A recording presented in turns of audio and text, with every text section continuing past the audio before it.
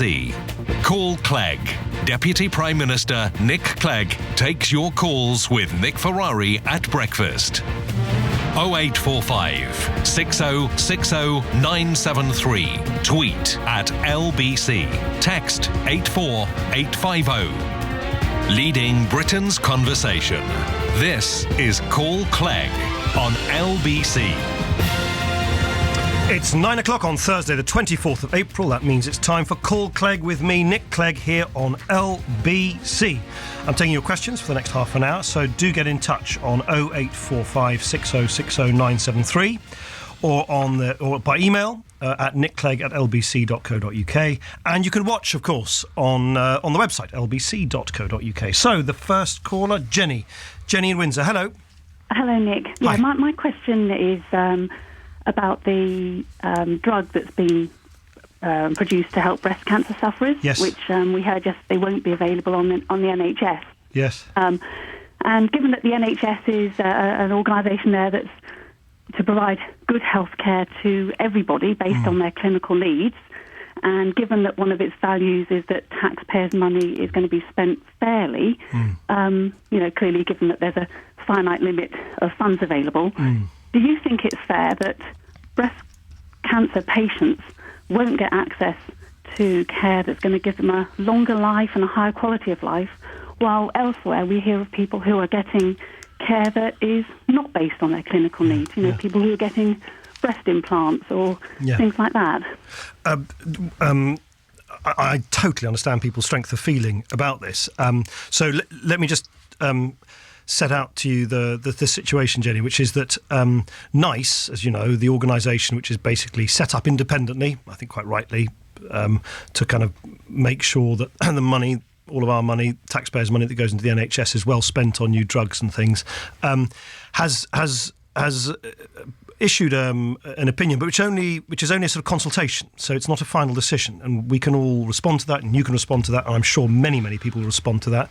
And I know people feel very strongly about this, most especially those who might, of course, benefit from this drug. The second thing to say is we've set up a cancer drugs fund, £1 billion, which does actually support the use of those drugs, subject to a decision by a sort of clinically led panel, even for drugs like this which have not been endorsed by NICE. And there are thousands of people who have benefited from access to drugs which have not been sanctioned for use in the NHS by NICE through the Cancer Drugs Fund that our government, the coalition government, has set up. And then the final thing, which I think is very important, is the companies, the pharmaceutical companies, I think in this case it's Roche, isn't it?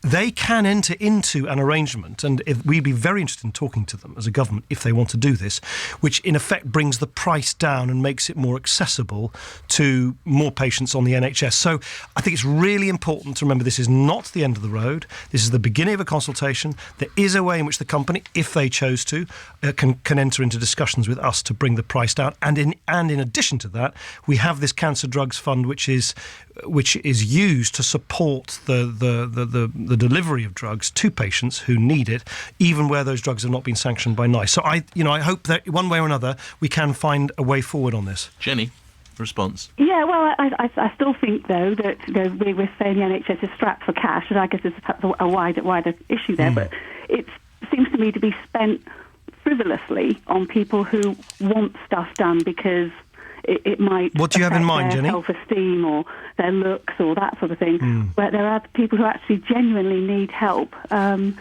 because, to save their lives. People don't die of having small breasts, but people are dying of cancer. And it just seems wrong that money is being, I think, channeled in the wrong places. Yeah. Well, look, you raise an incredibly important dilemma, which is, given that money is tight, and indeed it is, and it will continue to be, given that the costs of medication, pharmaceutical products, of new technologies increases as we have an ageing population, more and more people in hospital for a longer period of time. How do we square the circle?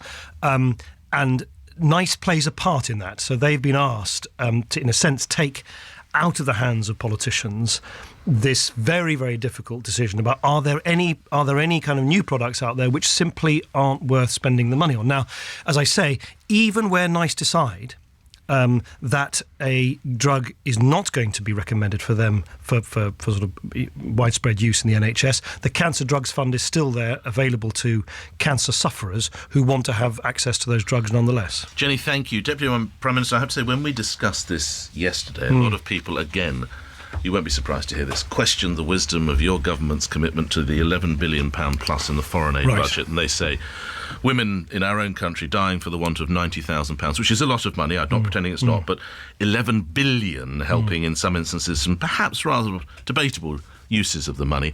How do you react to that?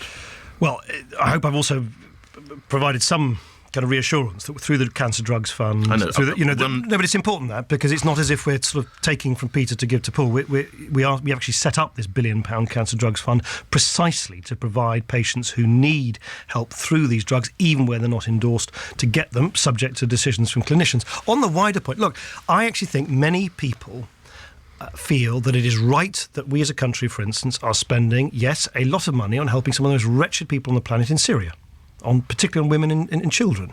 It's in fact our largest humanitarian operation that we've launched ever in Syria, because it is a humanitarian catastrophe of huge proportions. And if Nick, and my guess is this is what would happen, if the government said, OK, we're going to listen to the clamour of those people who say we should simply not help anyone else around the rest of the world, I think your computer screen would be flaring up with calls, people saying, hang on, why are we not helping those people in refugee camps in Syria? Why did we not help those families who were affected by the terrible natural disaster in the Philippines recently?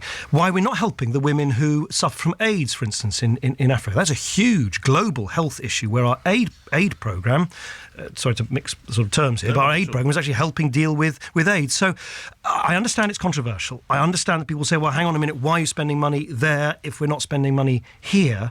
I just maintain that as a compassionate country with a big open heart that's always tried to help people who are in need of help, it is right for us to do so. And just lastly on this, and you look at papers like the Mirror and the Mail, and they highlight the instances of young mums who in some cases tragically may be reaching the end of their days, you still think my callers would support the money going to Malawi or going to Pakistan rather than a mum in Essex? As I say, we wouldn't have set up something like the Cancer Drugs Fund, and it was this government that set it up, if we didn't recognise that there are many, many people, quite rightly, who feel absolutely anguished when they read in the papers or they hear on the radio or on the television that they're not going to have access to a drug which they think would help them or would prolong their lives. And that is why I can't stress enough, even where NICE decides against the use in the NHS of a particular cancer drug, the Cancer Drugs Fund is available to patients. Obviously, clinicians need to look at it and decide that it's the right thing to do. And that's actually helped thousands upon thousands of people who otherwise would not have got help. All right, we move on to other calls. Paul in Stanmore. Hello, Paul. Hello, Nick. I'm just phoning regarding this idea of yours about fathers having paternity leave. And I don't think much of it because it's not really practical. I was owned a small business for many years until I retired recently. Mm-hmm. And while it may sound all right in theory, it's very difficult for a small business to allow somebody who's key to take a year off. When you've got a small business, you rely on each of the people that you've got there. You've still got to provide all the services to your customers. And if you've got somebody off for a long time, you can't cover that. Particularly in our business, which was insurance, you've got to leave the job open for the person, so you can't just get somebody in temporarily because they need sort of training up, and then you can't then say to somebody, "Oh, you've got to go now because this person's coming back." Paul, surely, I'm assuming, in fact, I'm sure this is the case. You employ women, right? Yes. Yeah. So under the current arrangements, if a woman has a baby, she ends up staying away for a long period of time, not least because even if she wanted to, she can't hand any of her parental leave entitlement over to her husband, who at the moment is only entitled to 2 weeks. So from your point of view, and indeed from businesses up and down the country who want to make sure that that women have the flexibility, who often are the absolute mainstay of a business, large or small, this actually offers greater flexibility for women to come back either more quickly from what their maternity leave would have been under the current arrangements, or, and I think I hope would actually be very helpful to businesses like yours, come back, for instance, to do a project or if you know you I don't know whether you're in client-based work, maybe a woman is in your company was helping a particular client. Under these new arrangements, there's the flexibility for her to come back for a short period of time to help that particular client or complete a particular project. Under the current arrangements, they're so rigid, there is no real either incentive or means to do that, because the dad is told you're only going to have 2 weeks off at the beginning and that's it.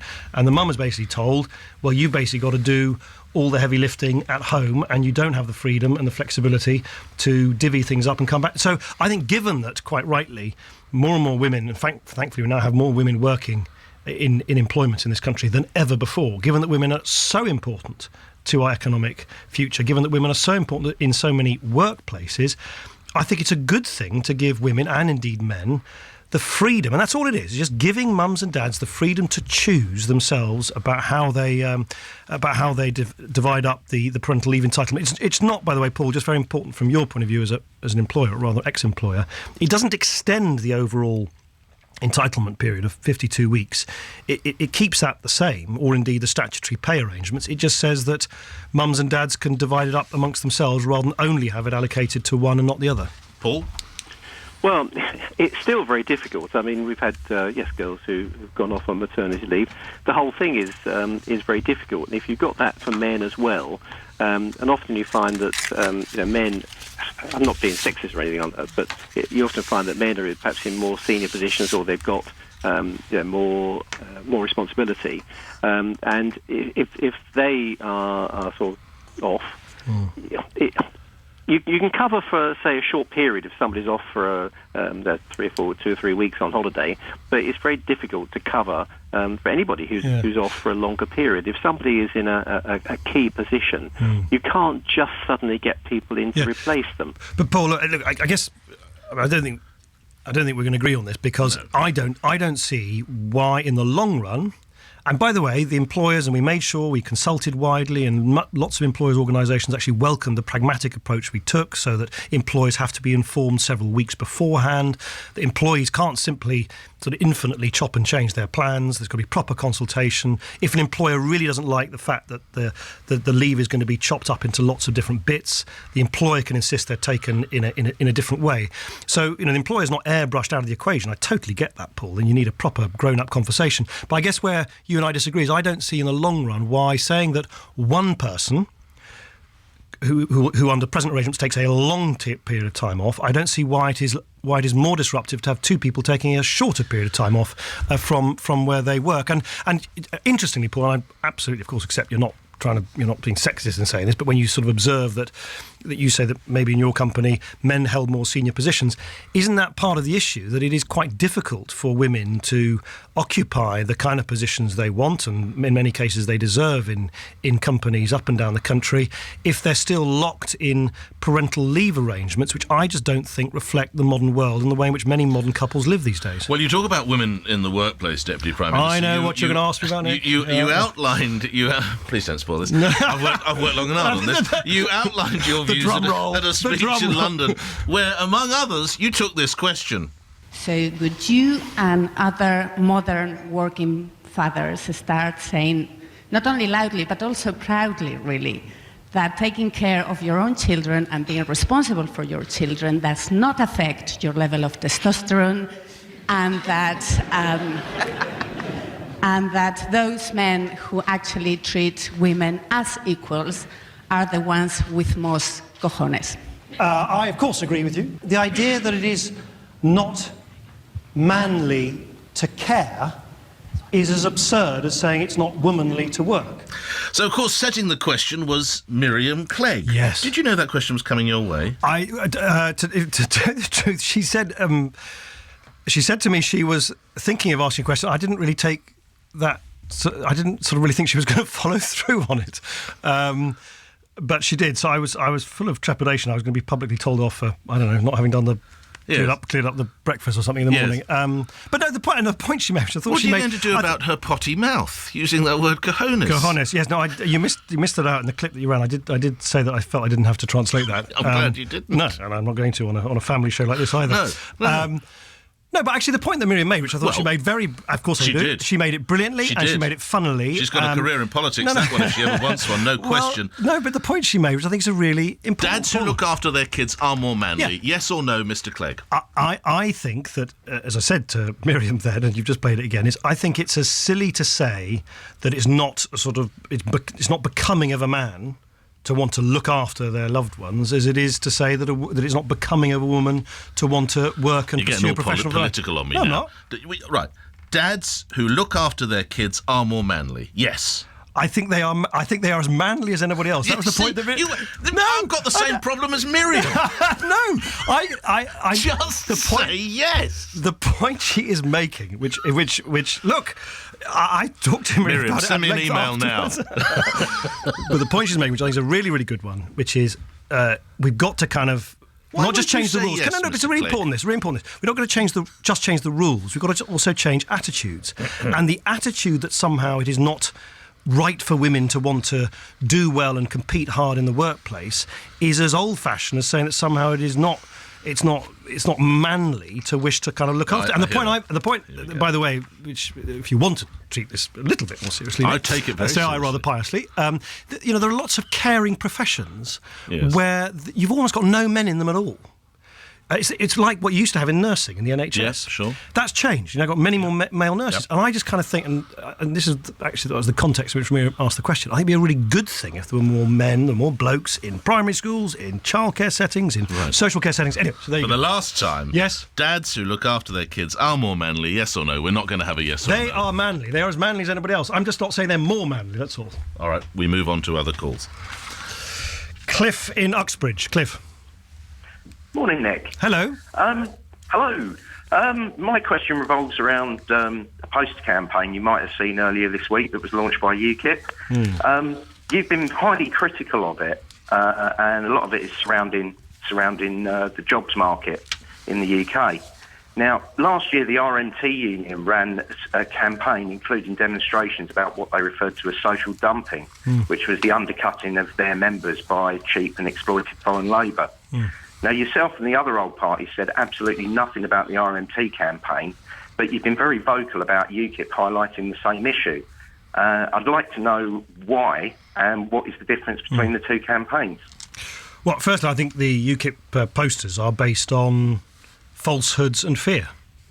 They're making totally false claims, just getting their facts wrong again. But secondly, and I think this is one of the many disingenuous things which are said by UKIP, the most disingenuous thing of all is to somehow claim that they're standing up for British jobs. Because if you actually did what UKIP want, which is to pull us out of the world's largest economy, I'll tell you the one thing that would happen, like night follows day, is there would be more unemployment in this country. And I find it disingenuous is about the politest term I can use to describe the kind of two-faced way in which UKIP says they're standing up for British jobs, but they actually want to destroy British jobs. It is as simple as that, and I think someone's got to stand up and say it.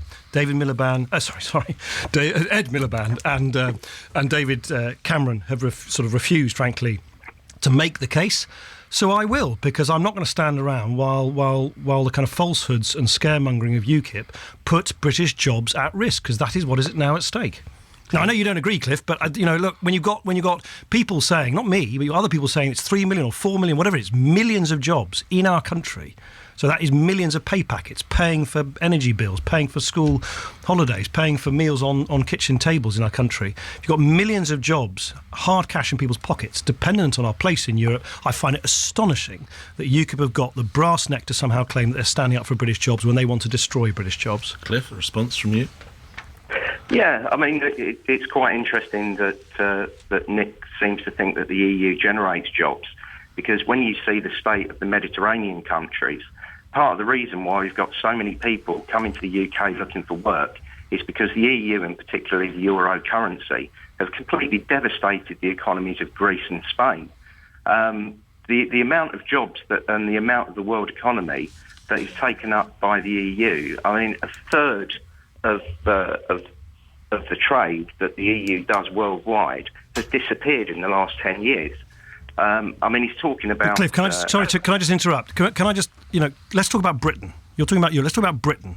Britain spends, our country, the people, the country I care about. That's, by the way, I'm not pro-European because I'm just sort of just for the hell of it. I'm pro-European because I'm pro-British. And when 50% of everything we produce goes to export markets in our own neck of the woods in Europe, why on earth would you set up barriers to make it more difficult to export stuff? Because if you can't export stuff, you can't create jobs. If you can't create jobs, you can't put money in people's pockets, and they can't lead the secure, prosperous lives that we want people to lead. And when I go and visit factory after factory after factory, where across the country, where people who are in the factories are saying we're only in work because we're able to send the stuff that we produce, whether it's cars, whether it's whether it's metal bashing in my neck of the woods in Sheffield, why would you then sort of say to those people who are in work, well, we're going to put your jobs at risk in pursuit of some dogma which I think would destroy our prosperity rather than increase it.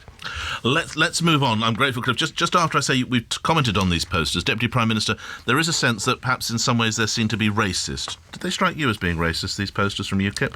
The words I would use is that they're based on falsehoods. They're just based on false claims and fear. And I think just simply basically perpetuating making claims which are not true, and then secondly, just spreading fear is no way to lead this country, and certainly no way to have an honest debate about what's at stake at these European elections. Because we are under various broadcasting restrictions, Mr. Clegg, yes. Let me just say this. You can hear from all the main parties ahead of voting on May the 22nd, and indeed this afternoon from 2 o'clock, UKIP's Patrick O'Flynn will be with Julia Hartley-Brewer to take your calls. Tomorrow, it's the turn of the Labour Party. Full list of candidates for the European elections is on our website, lbc.co.uk. I'm actually going from here to Colchester to launch our European campaign. So, right. Safe journey. Thank you very much. Move on. Tina in Chelsea. Hello, Tina. Thank you. Good morning, Mr. Clegg. Hi. I would like to address the teachers' problem right now. Right. Now, if you look, you as a government are trying to get as many young mums back out to work. But sadly, where the stress is going is to the teachers. Teaching is a profession. It should not be confused by childcare assistant or nanny. And that is why we're having the problems we're having within the teaching profession at this particular time, because the teachers have trained and they are there to teach the young as a society of tomorrow. Yes. And they are not being given their proper status. Because if you are going to advocate that you want more working mothers out, and I believe in time to come, we are going to see that you will be stretching the teaching... I've got to move you to your question as regards the teachers then. Briefly in a sentence, Tina, if you would, your question of the Deputy Prime Minister is... Yeah, my question to you is, what conditions are you going to offer to these teachers? Right. Because if you cannot come up with, they are valuable people. I think we all agree with that. This is, of course, in the light. Tina, are you a teacher or an ex-teacher? No. No. Right. Okay.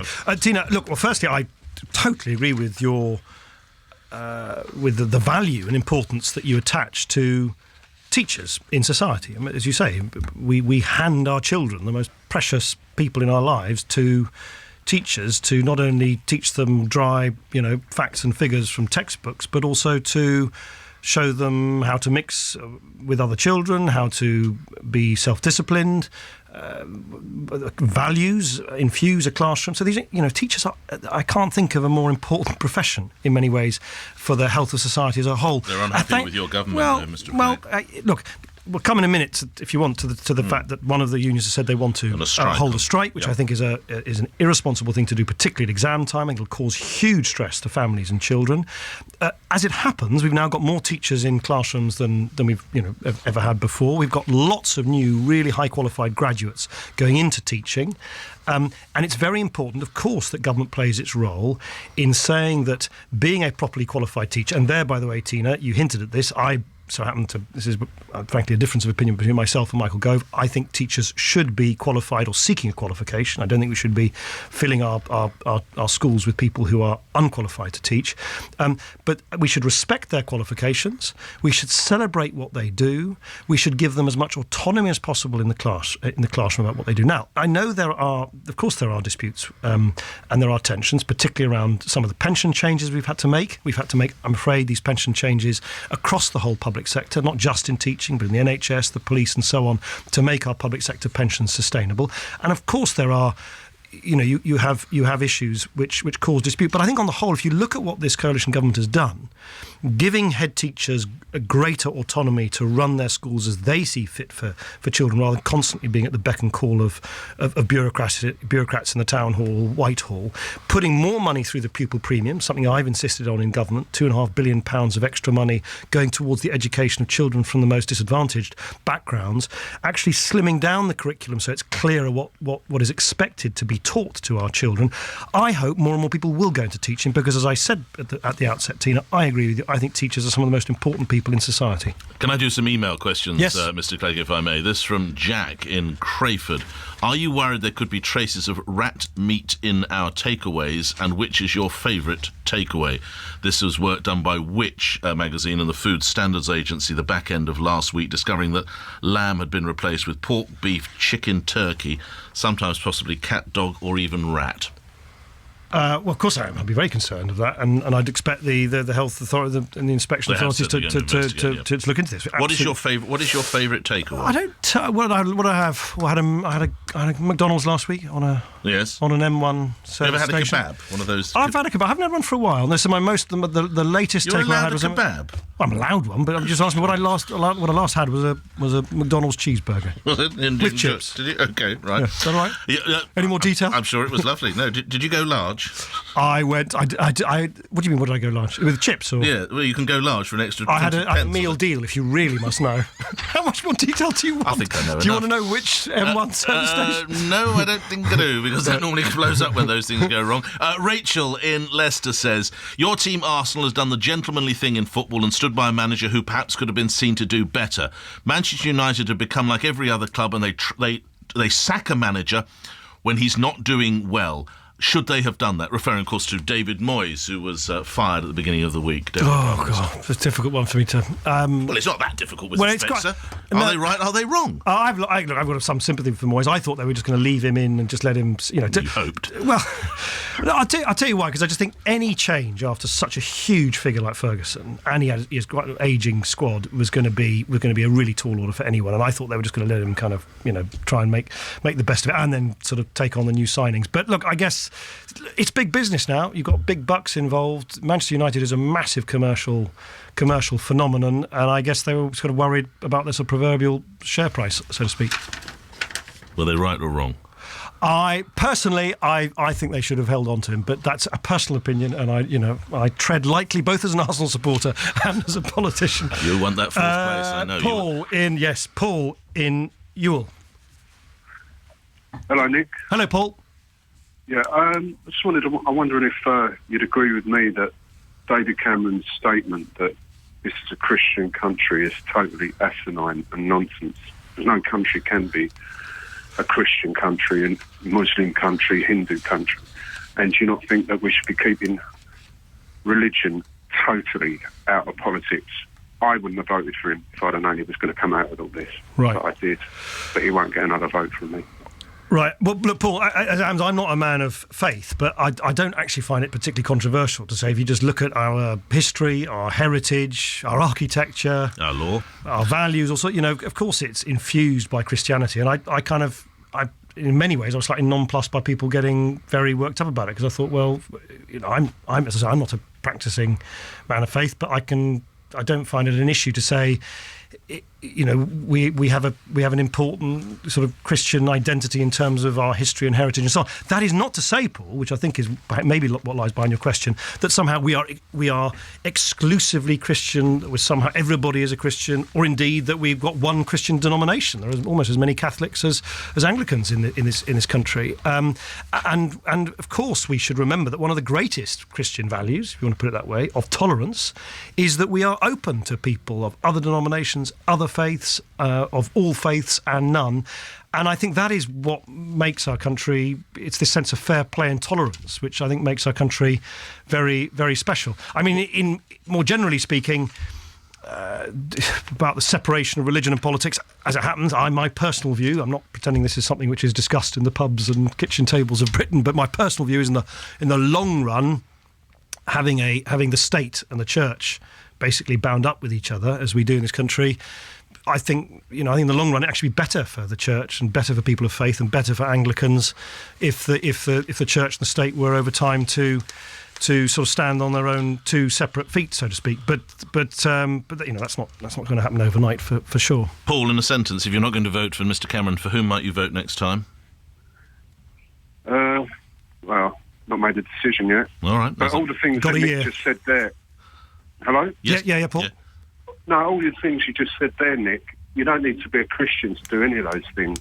No. I don't think. To be honest, but I think, Paul, where I probably slightly disagree with you. I think just recognising our history and our heritage and who we are and have been over several centuries doesn't mean that you have to say you are a Christian to believe in tolerance and diversity. I'm just saying that actually they're not incompatible with each other, that's all. A final question from me. You may be aware, Prime Minister, the Metropolitan Police today are launching an initiative to try and encourage women within the Muslim community to come forward and possibly inform on their brothers, their partners, their lovers, their sons, their nephews, their grandsons who could be going off to Syria to go to war. The numbers, you may be aware, Mr. Clegg, have increased from 25 people known to... 25 arrests, Syria-related arrests, 25 in the whole of last year, 40 in the first quarter of this year. It's a major problem. How important is it that if people are out there, they do have knowledge, they do help the authorities? It is incredibly important. And I don't think we should underestimate the gravity of this now. The security threat to us as a country on British streets, British towns, British cities, British communities of people going to Syria and coming back radicalised with violent intentions is now one of the biggest security problems we face as a country. It's something that the Prime Minister, myself and other senior members of the government are very focused on. So, of course, I support the work of the security services and the police. I know you're the architect of this, but what makes people think Mum might know or sister might know? No, they might know. No, they might not. And to be fair to the police, I don't think the police are saying this is the only way to stem or stop this problem. But clearly, the more we can make people aware of the dangers, not only, frankly, to the individuals concerned, to their own livelihoods, their own lives, if they were to go out to what is a theatre of war in Syria, but also the threat to our way of life, because this appears to be the pattern for a fair number of people who go to Syria, if then people come back filled with hate and a wish to do harm to Britain. And that's why it's not just a sort of a problem in a far-flung place. It's not a plea for help from the security services. Well, I think it is right for the security services and the police to say, look out for the signs of, and it's invariably young men who might wish to think that somehow they are doing something brave or bold by going out to fight in Syria. They are invariably not, but more importantly than that, they can actually become not just your son or your brother or your nephew, they can actually become the person who then seeks to do harm to your neighbours and your friends and others in Britain. And that's not something I think anybody wants. And end up in court, of course, as Indeed. a result. Right, you must go to take a very modern message to, I think, a city with some of the oldest Roman remains in the whole of the country. Colchester, You're off to Colchester. Happy trip. Thank you very much. Thank you very much. Nick Clegg appearing here on Call Clegg on LBC.